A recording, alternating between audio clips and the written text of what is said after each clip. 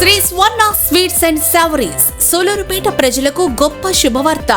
నాణ్యమైన స్వీట్స్, రుచికరమైన సావరీస్ తో జూన్ 24వ తేదీ బుధవారం ఉదయం 9 గంటలకు గొప్ప ప్రారంభం. ఈ శుభ సందర్భంగా సూలూరుపేట మరియు పరిసర ప్రాంత ప్రజలందరూ కుటుంబ సమేతంగా విచ్చేసి మా ప్రారంభోత్సవాన్ని విజయవంతం చేయగలరని మనస్ఫూర్తిగా ఆహ్వానిస్తున్నాం. ఇట్లు Shri Swarna sweets and savouries. Address SBI bank ఎదురుగా GNT రోడ్, సూలూరుపేట. సెల్ 9025525559. రండి, మా మాధుర్యాన్ని ఆస్వాదించండి.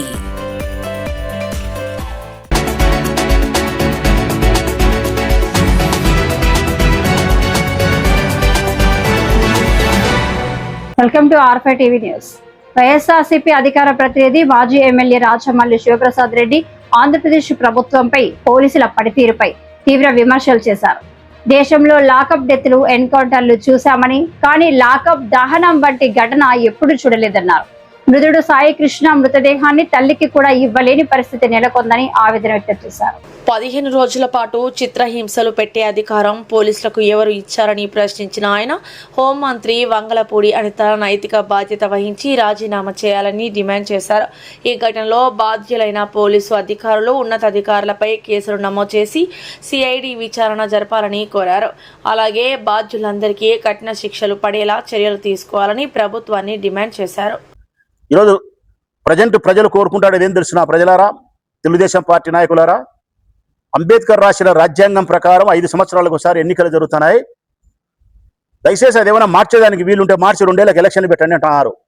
2 ఏళ్ళకి ఎలక్షన్లు పెడితే మీ శని, మీ దరిద్రం వదిలించుకుంటాం, మాకు జగన్మోహన్ రెడ్డి తెచ్చి పెట్టుకుంటాం, సర్వనాశనం అయిపోయినాం మీ వల్ల అని చెప్పి రైతులు, ప్రజలు, మహిళలు, విద్యార్థులు, జబ్బుబడిన వారు, ఇదిగో ఇట్లా అమ్మాయిలు, మహిళలు ఒక్కరేమిటి 2 సంవత్సరాలకు ఎన్నికలు జరిపితే మేలని కోరుకుంటారు ప్రజలు. ఈరోజు అంటే అంత నరకం అయిపోయింది రాష్ట్రం మీ వలన.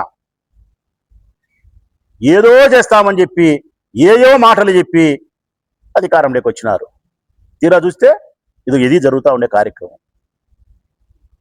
మేము వైఎస్ఆర్ కాంగ్రెస్ పార్టీ నుంచి మా జగన్మోహన్ రెడ్డి గారు డిమాండ్ చేసినట్టు ఇది డిపార్ట్మెంటల్ ఎంక్వైరీ చేయకూడదు, CBI విచారణ చేయాలా. ఒక CI నాగరాజే బాధ్యుడు కాదు, ముందు వెనక ఉండబడిన అందరినీ కేసుల్లో నమోదు చేయాలా, అందరికీ వీళ్ళకు శిక్ష పడాలా. ఇదే కాదు, క్రాంతి కుమార్ సూసైడ్ చేసుకునే దాని మీద కూడా కేసు కట్టాలా. నిన్న ఆదోళనలో జరిగిన లాకప్ డెత్ కూడా కేసు కట్టాలా. హోమ్ మినిస్టర్ గారు నిష్ప్రయోజనం కాబట్టి, ఎందుకు పరిగిరాని హోమ్ మినిస్టర్ కాబట్టి ఆమె నైతిక బాధ్యత వహించాలా, రాజీనామా చెయ్యాలా. ముఖ్యమంత్రి గారు ప్రభుత్వంలో చంపేసి మళ్ళీ నిన్న పోయి ఆమెను ఓదార్చినాడు. ఇది గిచ్చి జోలపాట వాడడమే. ఈ మాటలు, ఈ పనులే మానుకొని చిత్తశుద్ధిగా పని చేయాలని చెప్పి కోరుకుంటారు.